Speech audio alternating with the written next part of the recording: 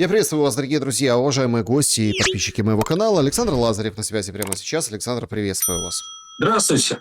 Александр, ну что, у нас Зеленский мчится в Соединенные Штаты Америки, Грэма закапывать, прощаться с ним, конечно же. Летит заранее, чтобы все успеть, дрон-дилы, в общем-то, замутить. И это все совпало уже с двойным определенным ультиматумом. Ну, во-первых, как всегда, сообщение о том, что опять Украину будут бомбить. А во-вторых, картонки не расходятся. Слушайте, а что им не имется-то? Говорят, ну, хорошо, Сырского геть, но Федорова не, скажем так, не вернули. Причем интересно, что акция обещает быть бессрочным. Вот эти все там из Да Винчи герои говорят, нет, пускай выполняет все. А он, собственно, опять заткует. Имеется в виду, уезжает за пределы Украины. Я так понимаю, что для Банковой вот та конфигурация, которая вырисовалась сейчас, ну, имеется в виду Сырского, ушли с почестями, раскланялись, поблагодарили за все. Дропатова с такими же почестями назначили. Все это как бы обвешали ярлыками, что у нас наступающая армия, и эта наступающая армия будет еще больше наступать. Федоров в подвешенном состоянии, ну, ему там что-то предлагают, какую-то должность. Ну, это все устраивает Зеленского. А кого тогда не устраивает? Картонки чего не расходятся? Судя по всему, заказано на дольше было, чем на пару дней. Вот и не расходится. Вот. Я начну с поездки Зеленского в Штаты. На самом деле, меня тоже удивила эта информация, особенно, что он туда летит на неделю. Да? Это ж не свадьба, это все-таки похорона, и, в общем, они не происходят там больше, чем день. Вот даже там с поминальными какими-то вечерами. Не знаю, как это в США происходит. Ну, в общем, но он туда летит на неделю. Что он там планирует делать целую неделю? Да? Гулять, отдыхать, либо еще какие-то дела свои решать? Пока непонятно. Но есть информация, ходят слухи о том, что его туда вызывают, да, чтобы обсудить новое кадровое назначение. То есть насколько они сопоставимы с интересами Соединенных Штатов Америки. И вот по таким видам, да, под предлогом похорон Линдси Грэма, вот Зеленский будет находиться около недели в Соединенных Штатах Америки. То есть, так понимаю, с ним будут проводить там очень серьезную работу представители служб Соединенных Штатов Америки. В том числе ФБР будет проводить работу. Я думаю, ЦРУ тоже будет встречаться. Не факт, что об этом скажут публично. Будут встречи с какими-то конгрессменами, да, с сенаторами. По поводу Трампа тоже вопрос очень подвешенный, да, не факт, что он с ним встретится. Ну, может, такие вещи невозможно спрогнозировать, да, только дурак может сказать, встретится или не встретится. Нужно обладать конкретной информацией, чтобы об этом говорить. Пока это не заявлено, можем лишь предполагать. Вот. Но то, что его вызывают на серьезный разговор, это факт. Что касается этого картонного Майдана, ну, честно, мы в прошлый раз с вами обсуждали, в этот раз скажу, что мне стыдно за многих людей, которые туда выходят. Мне стыдно, во-первых, как они себя ведут. Возле театра Ивана Франка, когда они разошлись по домам, они весь этот картон оставили как хлам, как мусор в центре города. Это говорит о моральной составляющей, о воспитании и о видении будущего страны этих людей, которые туда выходили. Сейчас мне опять могут написать, что мне Зеленский проплатил уже. Некоторые пишут. Звучит смешно. В общем, друзья, я смотрю на моральный облик людей и понимаю, что это беда, да, если эти люди являются движущей силой в нашей стране. То есть необходимо как минимум над воспитанием поработать. Что касается почему они дальше выходят? Я так понимаю, что силы, которые стоят за тем же Федоровым, да, это представители Демократической партии США, это представители европейского капитала, представители открытых обществ, да, можно там Сорос, не Сорос, неважно. Суть в том, что, да, Сорос – это некий совокупный образ сейчас, да, фондов открытого общества, потому что он их олицетворял. Но это куда более широкая структура и более широкое понятие, чем Джордж Сорос, Сорос или там Александр Сорос, да, который сейчас вместо папеньки выполняет все эти дела и поручения во всех странах, потому что папенька, простите, уже ничего делать не может. У него уже возраст очень сильно почтенный для таких дел, и я думаю, что вряд ли он соображает. Ну, мы в последнее время не видим, да, Сороса в публичном пространстве. И те заявления, которые были у него еще раньше, но они, мягко говоря, выглядели уже не очень здорово. Вот. С точки зрения мировосприятия. Не очень здорово с точки зрения человечества они всегда выглядели. И в молодости Сороса, и в старости. То есть суть не меняется. Но вот эти структуры, эти люди стоят за подобными митингами. То есть, но они показали, что все эти митинги, эти картонки, да, и прочее, это серьезный механизм воздействия на Зеленского. То есть Зеленский не боится студентов, которые туда вышли. Зеленский может по щелчку пальца этих студентов разогнать по домам, либо упаковать в ТЦК и отвезти их в центре комплектования, дальше отправить по добровольному контракту 18-23. Да? То есть он это может сделать. И поверьте, методов у них на Костю Сапрыкина найдется, и подпишут как миленькие все, которые там скакали и стояли. Но это не делается. Потому что Зеленскому сказали, что вот сюда лезть не надо. То есть эти ребята под защитой, они выполняют функцию легитимизации тех решений, которые навязываются Зеленскому. Поэтому, когда многие наши коллеги считают, что это Майдан, который может перерасти, как в 2013 году, в свержение власти. Я не согласен с этим, потому что для того, чтобы произошло свержение власти, в этом должна быть целесообразность тех структур, которые стоят за уличными протестами, да, для того, чтобы сменить эту власть. А целесообразности нет. Зеленский, по сути, всех устраивает. Вопрос идет только о делении потоков, да, о дележе потоков. И вот они этими занимаются, и с помощью этих картонных майданов легализируют те или иные решения. Так Федорова вернут? И куда? Слушайте, ну тут, конечно, тоже очень интересен такой, если правду пишут журналисты, опять-таки, какие журналисты? Журналисты «Украинской правды», все оттуда же, с того же кубла, с того же, скажем, с той же песочницы, что ему же предлагали, а он говорит, не хочу. Говорит, а что не хочешь? Говорит, я и не пойму, за что меня прогнали. То есть я так понимаю, что сейчас, если раньше, да, это мы с вами обсуждали, это же как классная технология. То есть впервые вышел Майдан за кого-то. Но оно долго не работает, поэтому надо верните Федорова, уберите Сырского. Ну, Сырского убрали. Про замену главкома еще сейчас поговорим, обсудим этот момент. Потому что там же полностью кабинет военный меняется. Так вот, а сейчас получается основной посыл. Зеленский что сделал? Он оставил только одну тему протестовать. Ну, верните Федорова. Ну, так он его вернет. Куда? А вот куда? То есть вот тут сейчас на самом деле момент истины. Если условно Федоров выйдет и скажет, люди, расходитесь, мне там дали классную крутую должность, они разойдутся? Ну, если будет поставлена задача, конечно, разойдутся. Они в этот же день бросят картонки и уйдут по домам. То есть те, которые организовали это. Я хочу для зрителей объяснить, что нет вообще просто стихийных протестов. Их не существует. Они все организованные.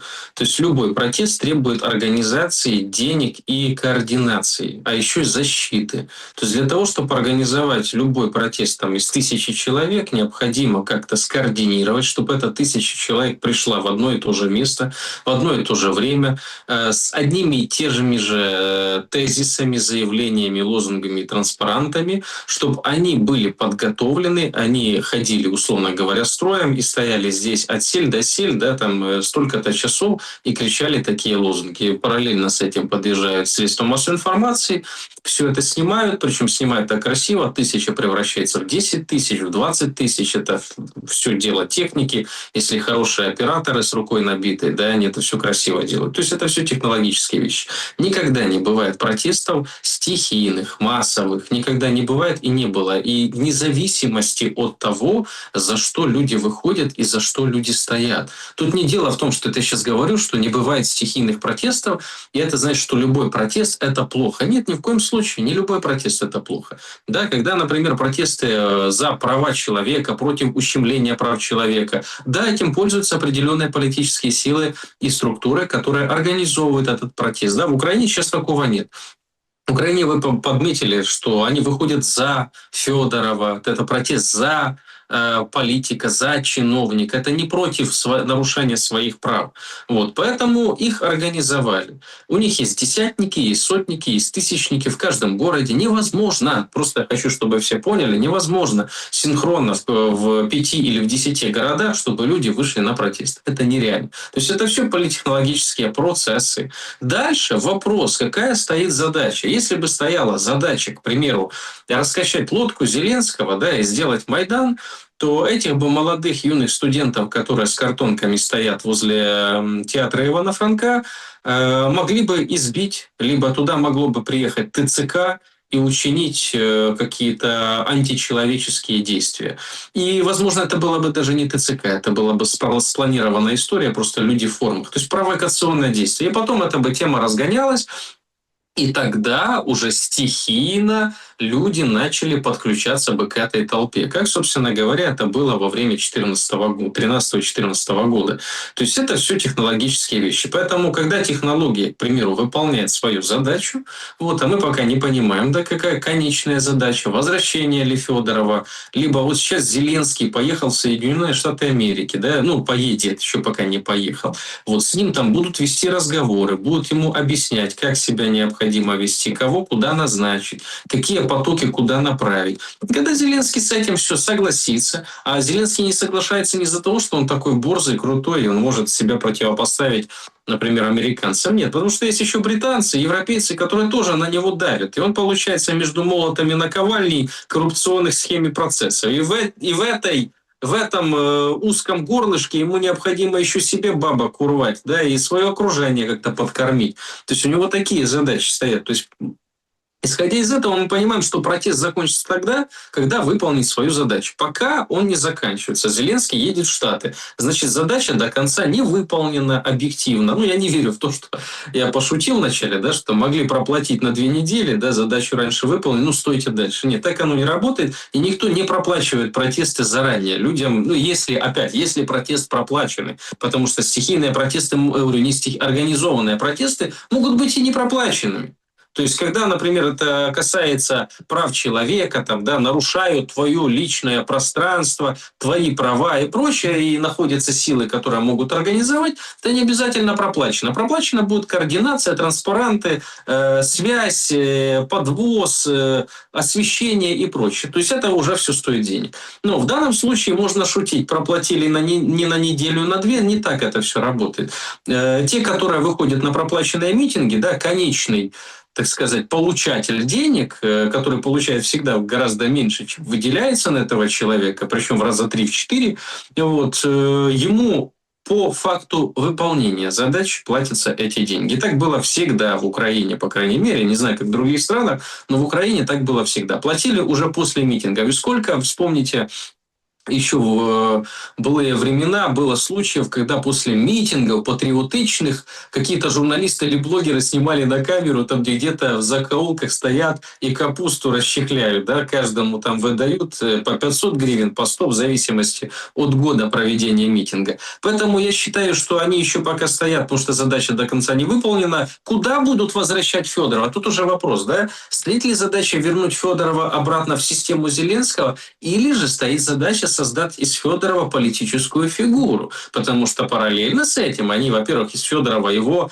делают неким мессией, да, что это человек, который может спасти украинский народ. Ну, по крайней мере, те, которые там стоят на этих протестах, они так о нем отзываются. Это открытейший человек. Я думаю, может, вы видели, как Аня Скороход ходила с опросом, да, и она там подходила, задавала вопрос, а вы, говорит, за что стоите? Говорит, почему Федоров? Говорит, ну, Федоров, він дуже відкрита людина. Вопрос возникает, ты с ним общался, да? Ну, ладно, відкрита людина. Другой говорит, там, он в дронах улучшил зум-камер, там, третий говорит, русским Starlink отключил. Ну, то есть, по сути, Федоров, да, он сделал все, что есть хорошее в стране, а все, что было плохое, это сделал Сырский.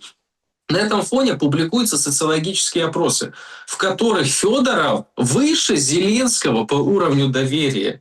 Ну, он по уровню узнаваемости, я думаю, не добивает там даже до половины, да, ну, то есть никто, я уверен, что в стране много людей не знают его, ну, слышали Федоров, да, причем слышали его сейчас, может быть, полгода назад о нем узнали. Но вот сейчас ему раскручивают имидж, как будто этот человек чуть ли не альтернатива Зеленского. Возможно, такая история, что его готовят как некий очередной проект для будущего использования выборов, да, если эти выборы когда-то будут, да, то есть, ну, условно говоря, сани лето нужно готовить, Ну, да, вот они, подождите, собственно по говоря, и этим готовят. вопросам вообще, как бы, главком, экс-главком на удаленке, на выезде Залужный побеждает. Поэтому тут тоже, я так понимаю, включились люди, чтобы немножко так Зеленского...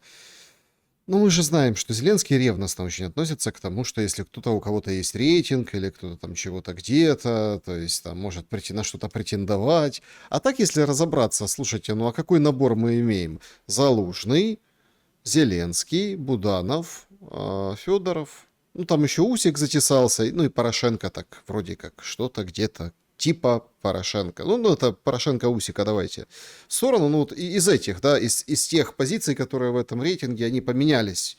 Ну, вот так вот, 4-е место у Зеленского. Слушайте, ну, выглядит, понятное дело, что как цирк, но тут возникает другой вопрос. Все бы было ничего, и нам бы с вами было очень потешно, и примеряя на себя вот эту робу политтехнолога, это все обсуждать. Война идет. Главкома и начальника генштаба поменяли. Поменяли. Причем на таких очень, казалось бы, еще вчера не очень жалуемых людей в армии. Почему? Ну, здесь основная эта задача стояла тех, которые на потоках стоят и контролируют эти процессы, да, смена Сырского. То есть движение ж началось с Федорова, а потом переключились на Сырского. Это удар в первую очередь по Зеленскому, потому что Сырский это был человек, который выполнял любые поставленные задачи Зеленского беспрекословно. Человек без политического бэкграунда и без политического будущего. И он очень удобная фигура для Зеленского. Он выполнял любые поставленные задачи и готов был выполнять их дальше. Но против Сырского эта кампания давно велась. Нужно понимать, что вооруженные силы Украины – это не только про оборону, про боевые действия, но и про большие деньги, про освоение средств. То есть, по сути, не только министр обороны занимается, да, там, распределением кассы, но, конечно же, и главнокомандующий, и все структуры, которые подчиняются. Вот, и те же ТЦК, и вся эта организация, это все подведомственные структуры главнокомандующего, а потом и верховного главнокомандующего. Да? А вот очень красиво пытался с Зеленского снять ответственность Федоров. Говорил, что это Сырский козел отпущения, он во всем виноват, а Зеленский-то он к этому дел никаких не имел, хотя это неправда. И Сырский, и Федоров, и Зеленский имеют к этому прямое отношение, и это их рук дело. Вот эта повальная мобилизация, жесточайшая, и та форма, в которой она проводится. Вот, к примеру, взять этого Дропатова, да, на которого поменяли, молодой генерал, очень молодой, который запомнился, ну, в первую очередь, в Мариуполе, да, в 2014 году. Все эти кадры мы видели, вот как его вояки, да, там на баррикады на танках наезжали. То есть он этим запомнился. Раньше там интервью, потом какие-то интервью раздавал. Вот. Но суть не в этом. Суть в том, что этот человек, он тоже будет выполнять все поставленные задачи, но я так понимаю, что он согласован и с другими структурами. Тут не дело в том, что именно у Сырского с Федоровым был какой-то конфликт.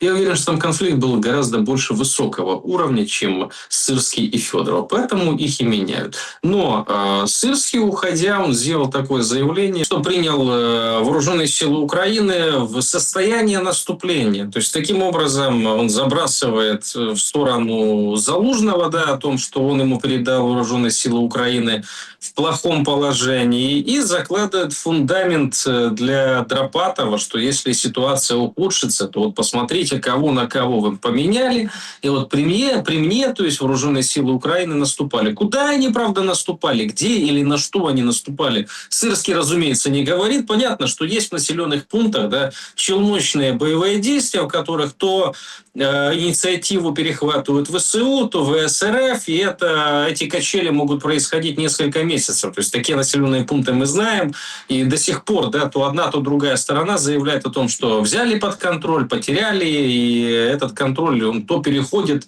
то случается эта история, то нет. Но то, что Сырский заведомо, да, заявил о том, что у Дропатова сейчас ВСУ в лучшем виде, да, и что будет дальше, это все проблемы Дропатова. Не знаю, с какой целью он это делает, вряд ли с какой-то Так политической, но... Дропатый соглашается.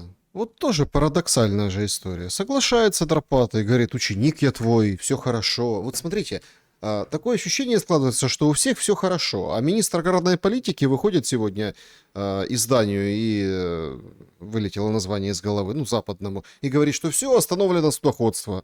Ну, то есть, очень классно обесточенный Крым в большей своей части сегодня, после ударов по подстанциям. Отлично горят танкеры в Азовском море. Вайлдберрис полыхает. Смотрите как. Краснодар, Невинномысск, Электросталь, класс, ущербы. Там миллиард, там под миллиард долларов ущерба. Да. Все, мы тут такие. А судоходства нет. Понимаете? В Констанцию будут отправляться, в Румынию. То есть мы же понимаем, что, ну, как бы эта вся идет история, ну, она друг за дружку цепляется. И Дропатый говорит, да, говорит, а у них у всех все хорошо.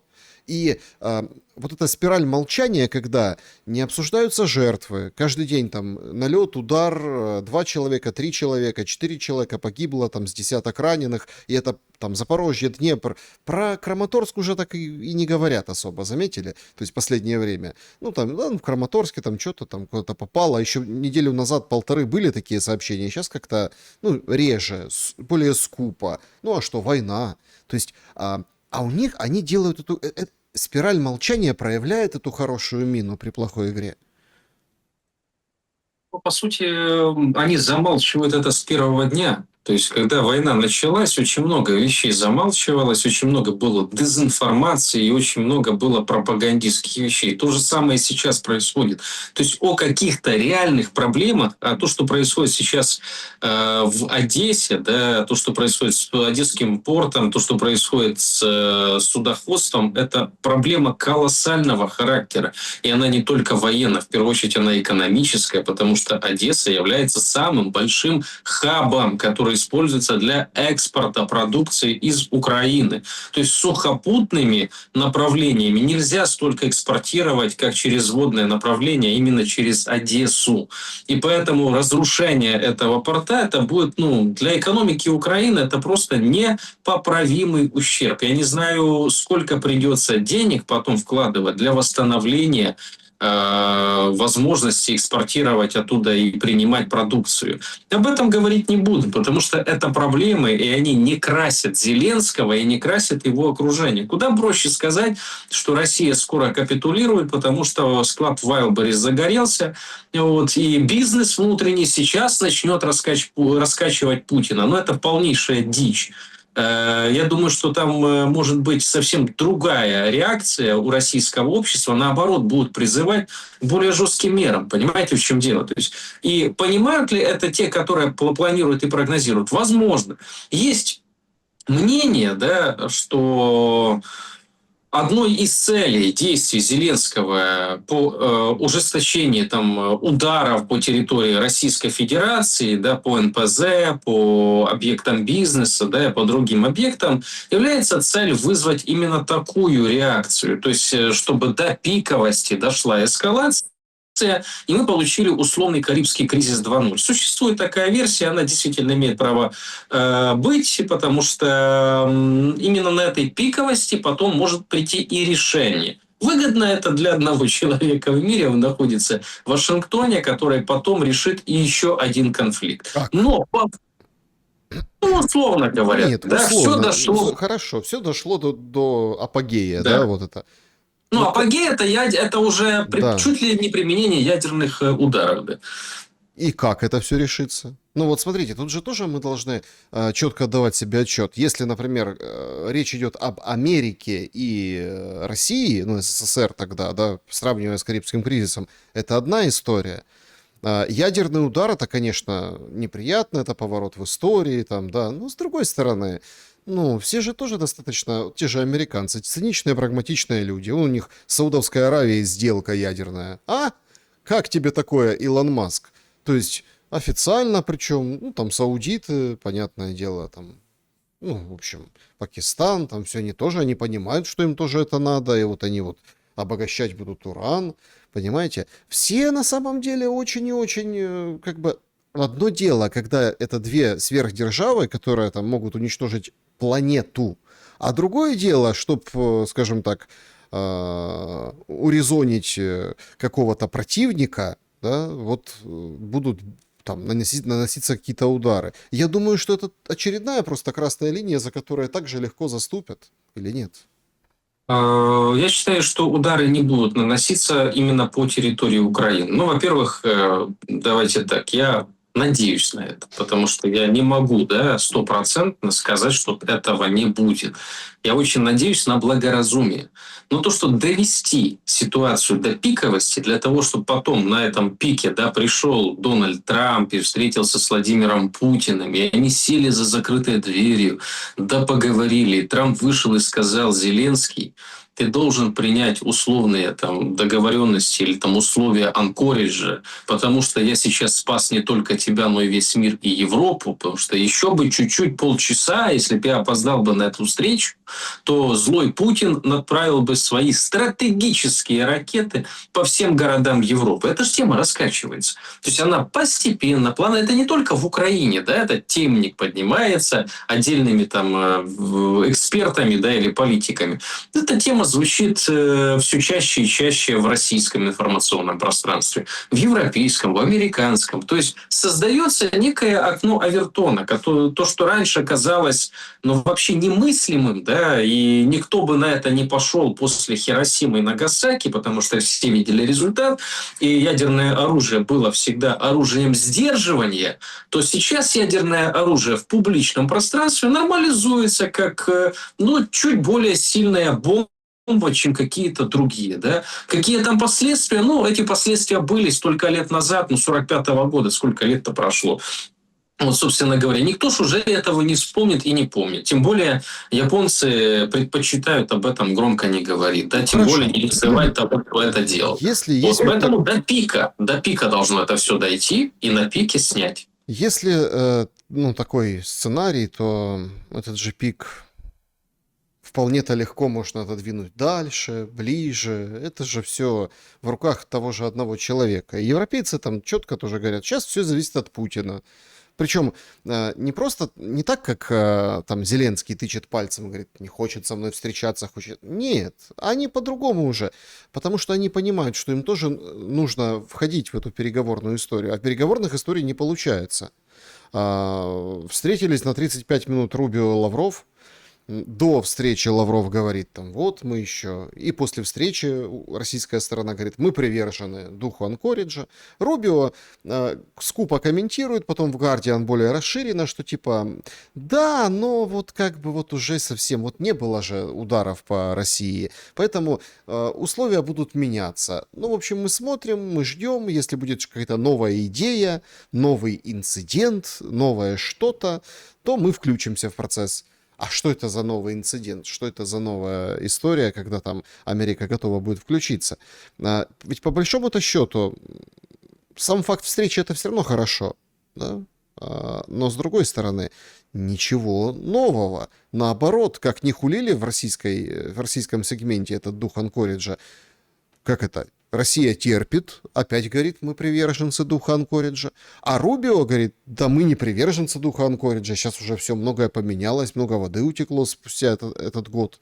То есть, как вот это, вот этот пинг-понг Анкориджем вкладывается в эту стратегию довести до пика эскалацию? По поводу эскалации до пика, да, то есть чтобы решить какую-то проблему, которая, казалось бы, нерешаема на данном моменте, необходимо ее усугубить, чтобы то решение, которое предлагается здесь и сейчас и кажется сторонами неприемлемым, да, казалось меньшим из зол. Вот в чем стратегия, да, состоит. Если именно этот путь будет выбран, опять-таки, мы не можем с вами прогнозировать, что все идет именно по этому сценарию. Но это один из вариантов, при котором решение вопроса, да, там, войны в Украине может быть по духу условного анкориджа. То есть это пиковая ситуация, при которой встречаются Трамп и Путин, возможно, Си Цзиньпин, и они по итогу заявляют, что они спасли мир от ядерных разрушений, то есть от ядерной войны. То есть, а для этого необходимо, чтобы каждый, даже самый большой скептик, поверил в то, что эта ядерная война вот-вот состоится. Чтобы все боялись ядерной войны. Чтобы не просто жонглировали этими фразами, как делают некоторые женщины, да, из украинского медиапространства, о том, что это лучший сценарий для Украины. Нет, чтобы все понимали, что это самый худший сценарий. И именно на этом пике тогда можно его снять. Такой план – это одно из направлений. Что касается духа анкориджа и вообще того, что там происходит. Я с первого дня, да, говорил, что есть у них определенные договоренности, и эти договоренности работают в первую очередь в духе выборов Соединенных Штатов Америки, и до момента выборов в Соединенных Штатах Америки Россия будет вести именно такую политику. Трамп будет говорить что угодно, Рубио будет заявлять о том, что да, мы вас имели в виду, этот дух анкориджа нам вообще в принципе нипочем, мы можем выполнять, можем не выполнять, а Россия говорит, да, мы будем выполнять дух анкориджа, мы все-таки надеемся и верим в это. Вот давайте объективно посмотрим. Лавров не первый день, да, занимается международной политикой, мягко говоря, не первый день, да, и не является глупым человеком. Я думаю, здесь можно согласиться, к нему можно по-разному относиться, там, с каких-то политических предпочтений, да, или не предпочтений. То, что этот человек не глупый, я думаю, согласится любой. И если он не глупый, то будет ли неглупый человек постоянно встречаться, да, там, с другим своим визави и говорит, мы за дух анкориджа, а ему в лицо говорят, так какой там дух анкориджа, слушай, давай забудь, мы вас развели, мы вас скинули, а он говорит, не-не-не, мы все-таки будем верить, до конца мы в это верим. Нет, он играет роль. То есть он играет свою роль, при которой ему нужно говорить, что он верит в дух анкориджа, он верит в дипломатию. Театральная постановка, что я под сердцем ношу цитаты. Когда он вчера, до сегодняшней встречи, говорил, цитаты Путина, цитаты, что нам предложили, а мы подумали и согласились с вашими же... В общем, это тоже, понятно, театральная история. Но если объективно посмотреть, а почему вы считаете, что... Хорошо, а что тогда после выборов в ноябре? Ведь это все очень четко укладывается в эти дедлайны, которые... вы женщину вспомнили, которая говорит о том, что ядерный удар по Украине — это победа Украины.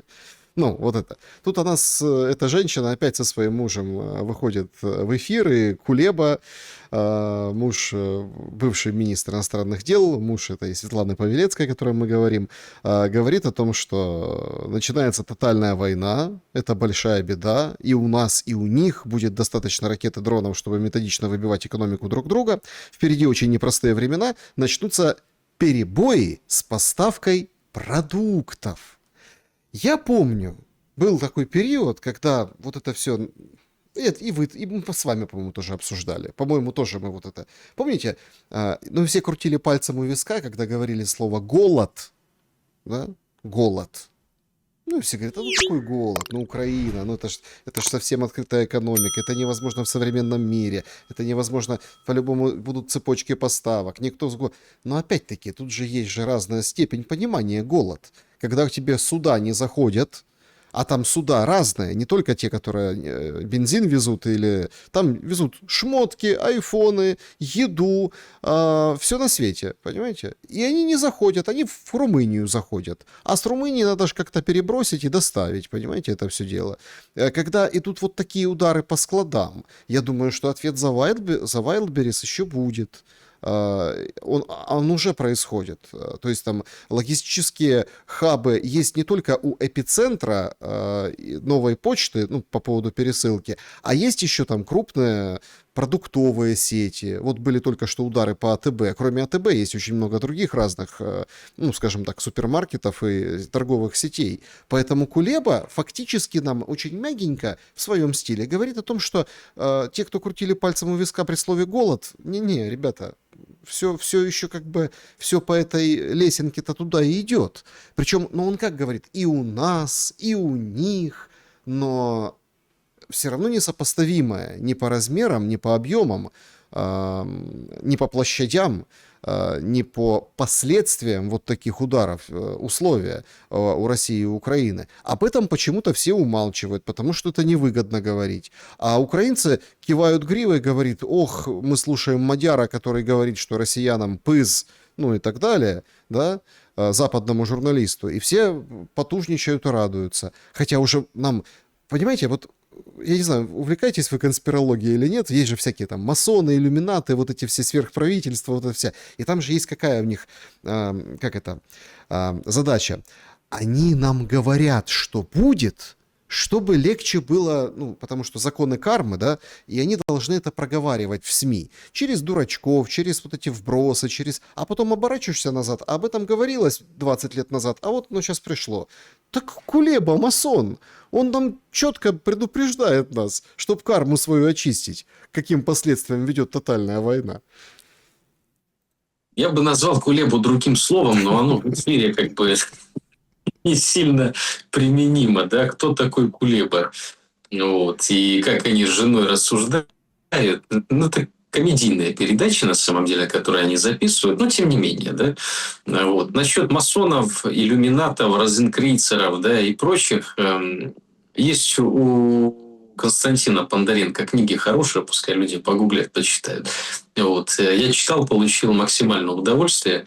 Что касается того, что миром правит, друзья, можно что угодно придумывать. Ну, кому-то легче верить, да, в то, что есть какой-то условный рептилоид и мировое правительство, и сговор, и они всем этим управляют ради какой-то межгалактической, межпланетной цели. Но на самом деле миром правят интересы, власть и деньги. Конечно, существует сговор, да, между даже врагами, но это не мировое правительство.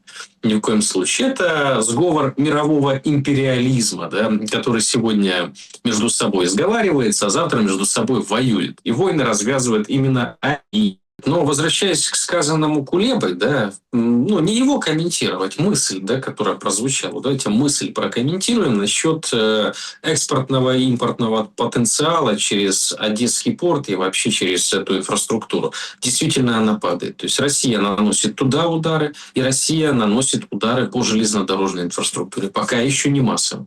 Ну, есть, условно говоря, предположение, что после инфраструктуры морской будет и сухопутная. И вот тогда наша страна столкнется с очень большими проблемами по возможности поставок чего-либо. Потому что по дорогам это поставить невозможно. Если будет выбита железнодорожная инфраструктура и морская инфраструктура портовая, то просто, да, там фурами завезти достаточное количество продукции, чтобы обеспечить жизнедеятельность страны, невозможно. И вот тогда начнется коллапс. А этот коллапс еще может начаться к зиме. Вот к зиме это самое страшное, что может быть. И чтобы там ура-патриотические персонажи медийные не рассказывали, что вот они там сейчас Россия, и у них там то же самое. Ребят, ну есть такое выражение, да, пока толстый сохнет, худой сдохнет. То есть это выражение, оно применимо. Нужно смотреть на потенциалы, на экономики, на запасы и на возможности, и на кооперации, которая существует. Я уже молчу там о ресурсном потенциале и прочее. И это все же понимают. И этот мадяр понимает, и Кулеба, и Зеленский, и все остальные. Но они вынуждены, вот, потому что они работают в определенной пропагандистской риторике, они эту тему игнорируют и рассказывают: вы не бойтесь, что у нас плохо.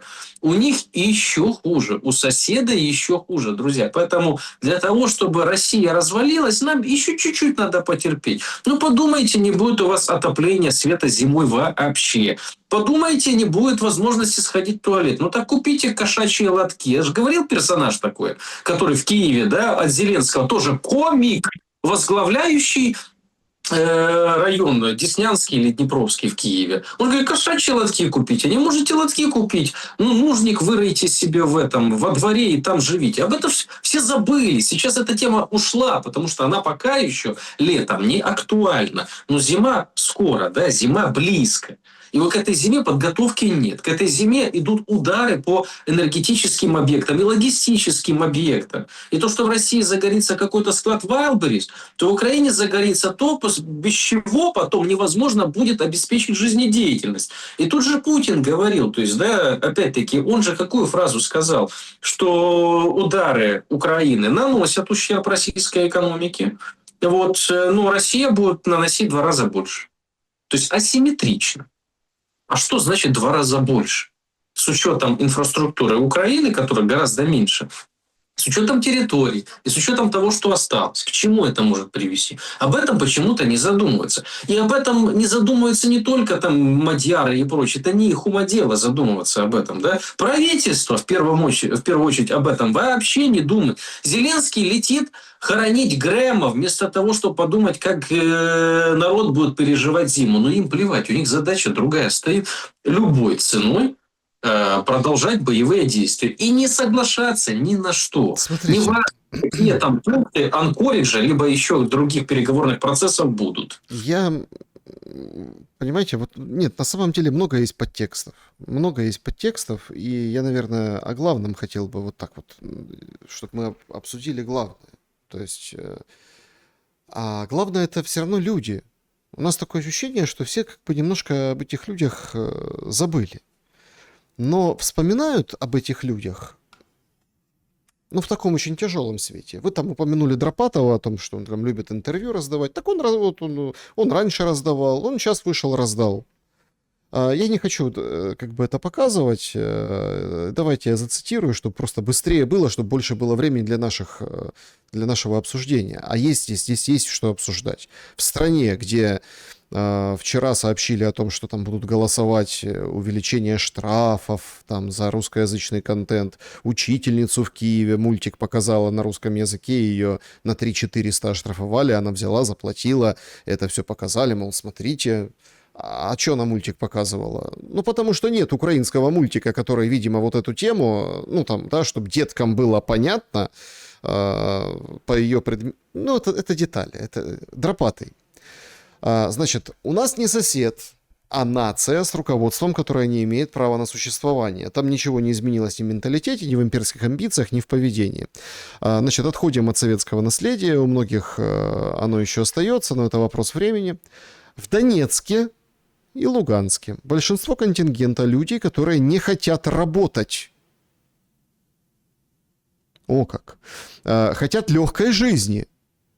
Им все равно, в какой стране они живут, как она будет называться, чтобы этого не было. Надо было там работать населением, чтобы они не были... Чтобы они, короче, там, программы, чтобы сведомые были. В общем, чтобы они не были отрыжкой Советского Союза.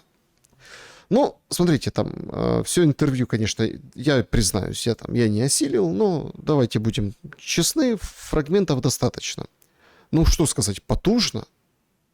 Ну, мерзко, я бы даже сказал. Я бы сказал мерзко. Потужно. Вот, ну, Особенно по поводу людей, которые хотят легкой жизни, не хотят работать. Эти слова, ну, есть просто такие вещи, они такие, они кармические. Вот про иллюминатов и масонов. А тут нет, тут карма действительно серьезная. Украина, которая сейчас живет за счет чужой. Украинцы, которые живут вот этим, как наркотиком, да, какими-то там разрушениями и так далее, да. Украинцам, которым рекламировали по контракту 18-24, сколько ты суш сможешь заказать, и там бургеров и всякой ерунды, понимаете? И как девки любят, когда ты молодой пошел в армию. И нам говорит главком этой армии, который воевал там с 14 года, прорывал через эту баррикаду Мариуполь, это такой символ, героизм, и нам говорит об отношении к людям с Донбасса. Мне кажется, что ну, это еще, это бумерангом вернется. Оно возвращает, оно с 2014 года все возвращается. Но вот это сегодня, в 22-м, было сказано зря. Ну вот зря. С точки зрения, особенно там по поводу отрыжек Советского Союза. Я постоянно в своих эфирах повторяю, как все уже говорят, Шелест, ну хватит уже это повторять. Россия западная страна. Там капитализм. Там купи-продай, там нет вот этих, там нет этого всего. Статьи за тунеядство нет. Ну как вы понимаете? Там все построено. Да, там санкции, там понятия, там какие-то там свои имперскости, возможно. Шовинизм присутствует, но там уклад жизни капиталистический. Россия — это западная страна. Поэтому говорить, что жители Донбасса ничего не хотят, поэтому им все равно, им лишь бы, чтобы обломилось и с неба упало, но это как-то не про жителей Луганска и Донецка. Честно говоря, мерзко его слушать. И вообще, просто вдумайтесь в слова. Нация, да, или он сказал, нация или этнос, которая не имеет права на существование. То есть кто такой категорией может рассуждать? Давайте просто, кто в истории такими категориями рассуждал раньше? Нацисты. Как это Третий называется? рейх, да. Ну, я же об этом и говорю, да. То есть, по сути, он вообще отдает себе отчет, о чем он говорит. То есть, если это мировоззрение данного человека, то есть его отношения ни в одной стране мира, ну, то есть, как можно нацию, да, вот ту или иную. Хотя хорошо, давайте так, пускай назовет мне несколько причин, несколько отличий украинской нации и русской нации, да? Вот взять русского человека и украинца. Вот пусть назовет мне разницу. А я вот так скажу, разницы нет. Это одинаковые люди. Вот. Понятно, что и там политические окрасы и прочее, да, вмешались в процессы. Но по факту-то, по сути, вот вспомните, там, не знаю, условно говоря, там, до еще этих политических перетрубаций.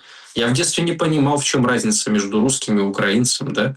То есть я не понимал. Я до сих пор не понимаю. Мне задайте вопрос, этим вопросом задавался. Не понимаю, в чем разница. Тогда, если эта нация не имеет права на существование, тогда он и про свою то же самое говорит? Или он имеет что-то другое под своей нацией? Его нация – это какая нация? Понимаете, что это риторика нетерпимости, это риторика, ну, это экстремистская, по сути, риторика, которая во всем мире порицается. Казалось бы, да, после 20 века это не должно было вообще нигде звучать. Но это звучит. Дальше. Это первая часть. Вторая часть, что вызывает омерзение, это высказывание по поводу жителей Донбасса. По поводу жителей Донбасса, там, жителей Крыма, да, и других жителей. У меня возникает вопрос. Если ты заявляешь, да, о том, что ты хочешь вернуть в состав Украины Донбасс и вообще потерянные, да, территории, которые вот сейчас не подконтрольны Украине. Если ты хочешь их вернуть в состав, и ты сразу говоришь, что там люди какие-то не такие, так вопрос, а хочешь ты возвращать или нет? Они не хотят этого делать еще с 2014 года. Я сейчас открою, может быть, кому-то тайну, но самые ярые сторонники потери Донбасса и Крыма были именно националисты и правые политические силы вместе с Порошенко и всеми остальными. Потому что потеря Крыма и Донбасса полностью меняла электоральное пространство в Украине. Полностью меняла. При наличии Донбасса и Крыма никогда бы они к власти не пришли.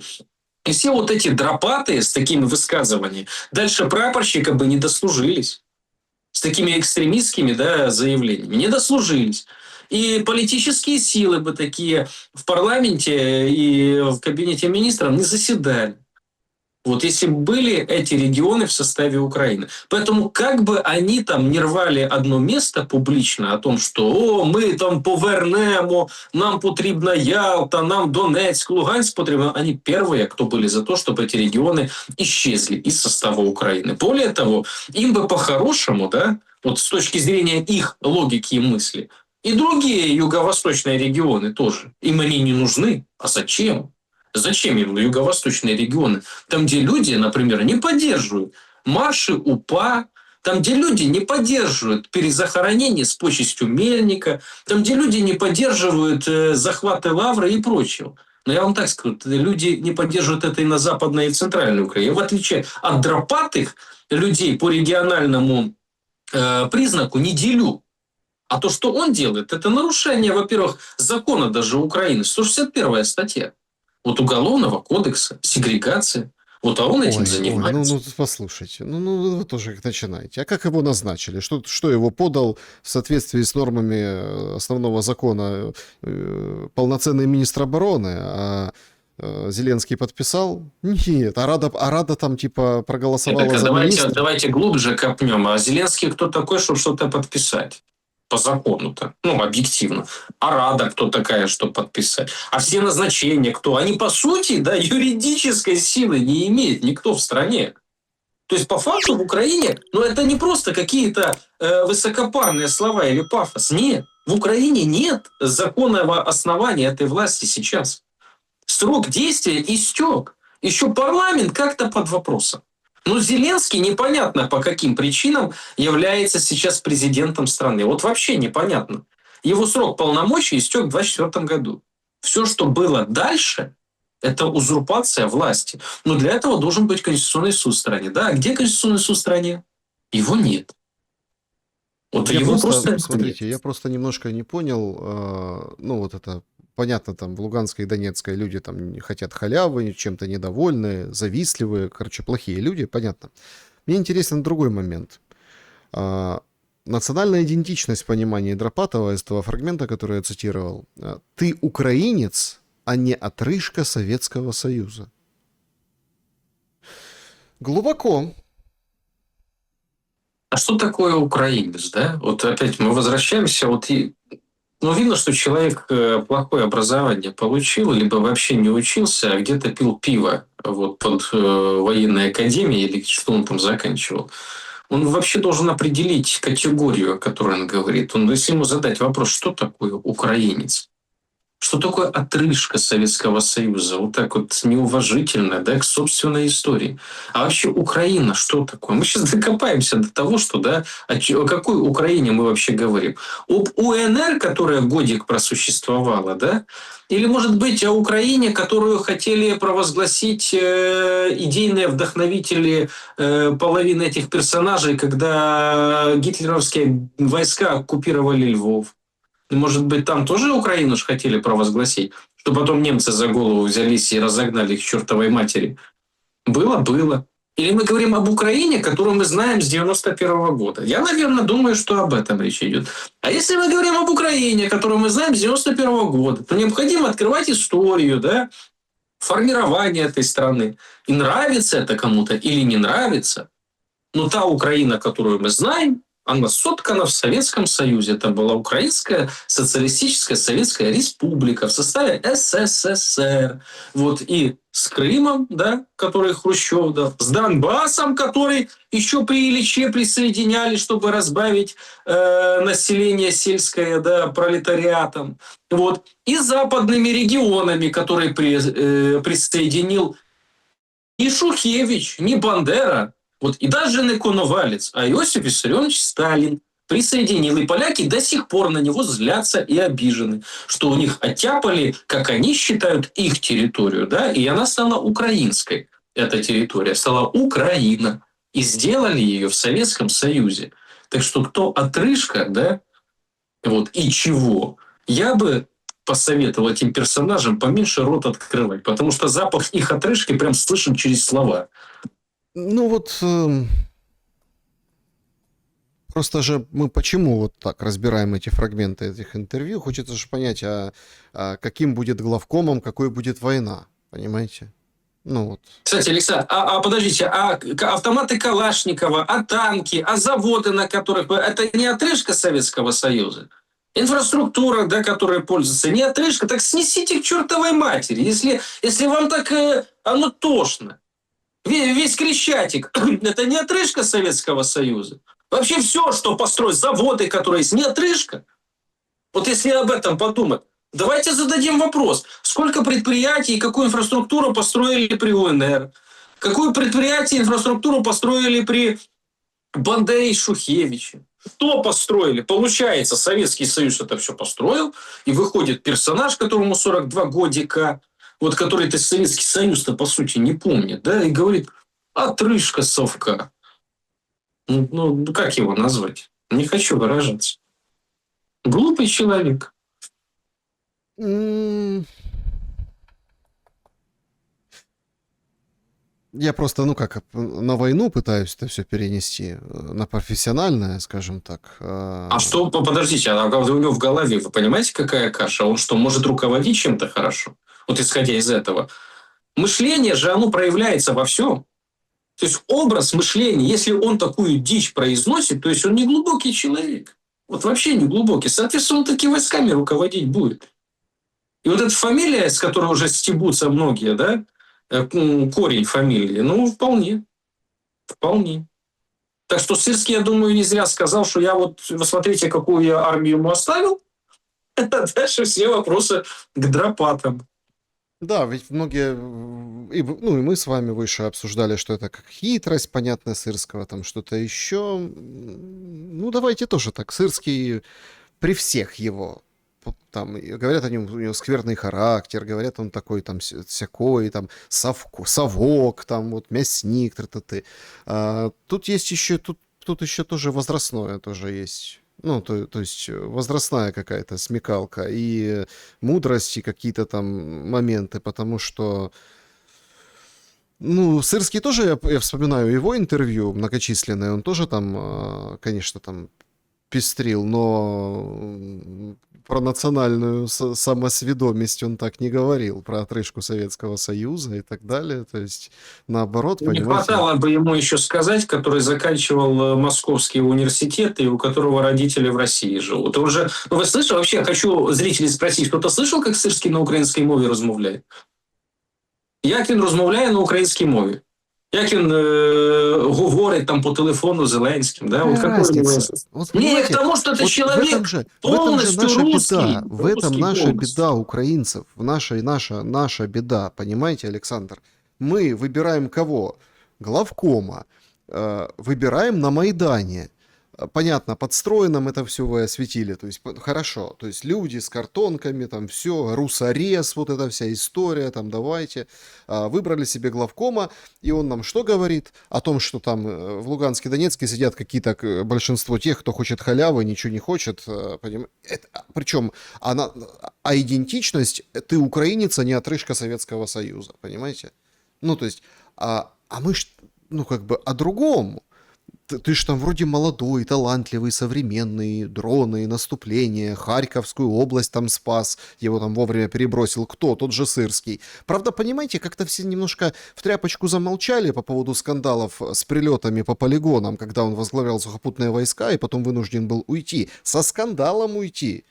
Со скандалом. Ну, все говорят, ну, это плохой Сырский, ему эти выговоры писал, там, выговоры за выговорами, да, там, его тасовали то туда, но все он же талантливый. Ну, хорошо, кредит доверия, он же будет недолго, понимаете? Недолго. Сырский при всех его этих, я не за него абсолютно, но Залужный ушел, и Сырский теряет Авдеевку, и поехали там Угледар туда, понимаете? И ну, у каждого генерала свое кладбище. Посмотрим на кладбище за плечами Дропатова. И кто там будет, собственно, в этом кладбище прибавиться после такого повышения. С кладбищами беда. Демография, все уже. Ну, то есть вчера пришли эти данные Минюста. И это причем движение идет дальше. То есть все, никто не рождается. Ну, там, в 4 раза меньше рождаемость. И смертность растет, как на дрожжах. И это благодаря в том числе и войне, и обстановке, и, собственно, вот этой идеологии. Так украинец, который не отрыжка Советского Союза, а сколько их должно быть? Ну, сколько? 5 миллионов? 10? 15? Ну, то есть, назовите хотя бы какой-то предел. Такие, До последнего? конечно. Да. До последнего. Вот и предел. Вот они назвали предел до последнего украинца. Все. То есть, по сути, они уготовили роль для нашего народа, для нас, для нашей страны, что мы должны пожертвовать собой, потому что мы форпост Европы. Все. А для этого не отрыжка ты Советского Союза, а ты не такая нация, как Россия, а вы там другие и прочее. Вот, потому что они сеют вот эту конфликтность, да, на уровне даже поколений. То есть они пытаются создать условия, при котором даже последний украинец должен считать, что он ничего общего не имеет с своим прошлым. То есть это целенаправленное поведение. И таких неумных людей, да, как Дропатый, берут специально именно для этого. Вы что думаете, при Дропатом будет какой-то прорыв большой? Или отвоевывание потерянных территорий? Нет. При Дропатом будет ухудшение ситуации. Вы сказали про кладбище. Я бы не хотел на это смотреть. Я не хотел бы, но, к огромному сожалению, да, есть желаемое, а есть реальность. Вот реальность, она всегда сильнее, чем то, что человек хочет или не хочет. И его ум, его подкованность и понимание, она видна в высказываниях. Умный человек не может такого говорить, только дурак. А если дурак, а человек дураком в чем-то одном не бывает. Но если дурак, то он дурак всецело. И тогда возникает вопрос, а зачем такой персонаж во главе вооруженных сил Украины? А не потому, что этот персонаж готов на себя взять еще больше, чем Сырский был готов на себя взять. Я думаю, именно Сырский взял немало. Взял. Ну, не зря его мясником называют. Взял. Да. И готов был взять еще. Но этот, судя по всему, еще больше по этой теме. Поэтому, я искренне переживаю за пацанов, которых они ловят сейчас вооруженные силы Украины. Что они будут дальше делать? Я не хочу даже это вслух проговаривать. Дай бог, чтобы как-то эта участь не всех затронула. Но, судя по его высказываниям, его настроение понятно. Александр Лазарев был моим собеседником сегодня. Спасибо за время и мысли. Спасибо. Друзья, берегите себя, добра и света, несмотря ни на что. Увидимся.